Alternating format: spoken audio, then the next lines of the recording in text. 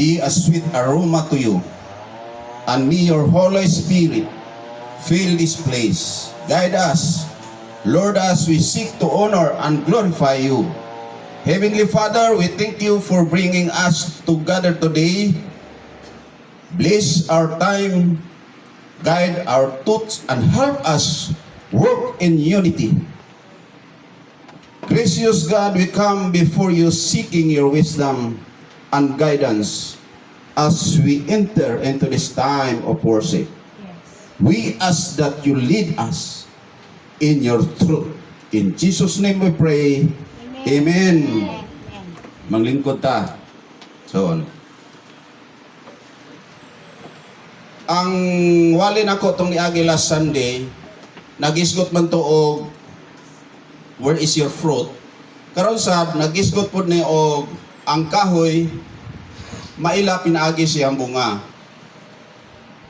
Ang nganong gi kuhaan ako ni og kuan kay naaman ni diha sa Bible igsoon kung atong i-prepare atong mga Biblia na ani sa Lucas 6:43 ngatos 45 mo na ato ang panong karon hisgutan kay nindot kayo ni kay daghang kaayong punuan sa kahoy karon mga igsoon nga kung ato ang tan-awon nagkalain-lain siya og bunga di man pud pwede nga ang marang mamunga siya og kining santol no di pud pwede nga ang lubi mamunga po siya og marang.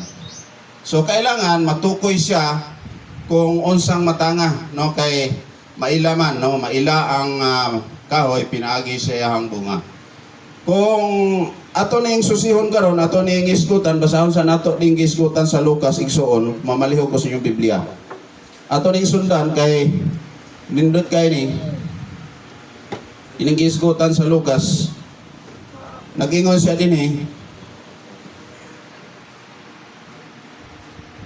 a tree and its fruit. A healthy tree does not bear bad fruit. Tanawa, nor does a poor tree bear good fruit. Every tree is known by the fruit it bears. You do not pick figs from thorn bushes or gather grapes from bramble bushes.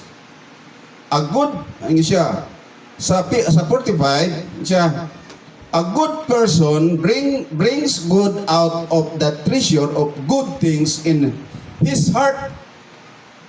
A bad person brings bad out of his treasure of bad things. For the mouth speak what the heart is full of.